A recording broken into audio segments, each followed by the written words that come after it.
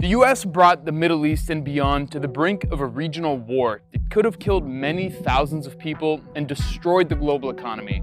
All of this so President Trump could boast about killing Iran's top general, Soleimani, the man who basically saved the region from falling to ISIS.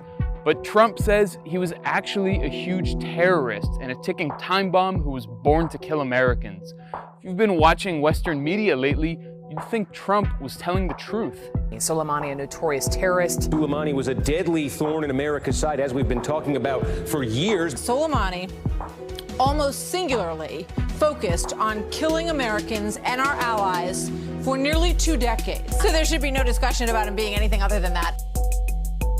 Back in 2014, these same media outlets plainly reported the truth that Soleimani was fighting ISIS.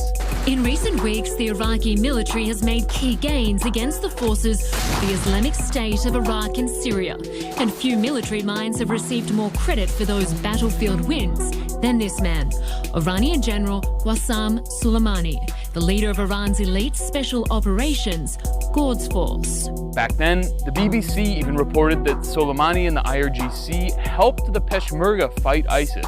That's the same Iraqi Kurd militia that the US had been arming. One local Kurdish commander confirmed to the BBC that Qassem Soleimani had indeed visited this front line on a number of occasions, and he agreed to reveal the extent of Iranian involvement here.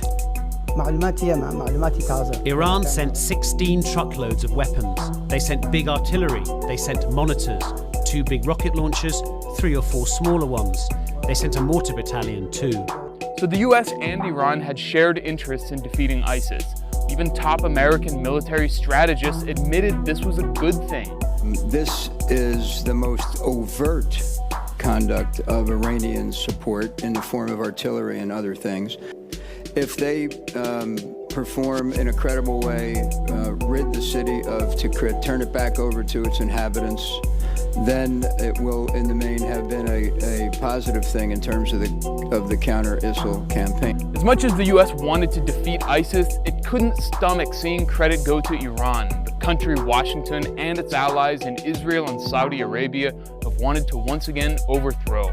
This was Obama's Pentagon head, Robert Gates, in 2015. The idea of having General Soleimani, the Iranian general, on the ground and on the front lines, I just have a hard time dealing with it, frankly. And don't forget, Washington saw allowing ISIS to grow as a useful way to weaken countries it wanted to overthrow.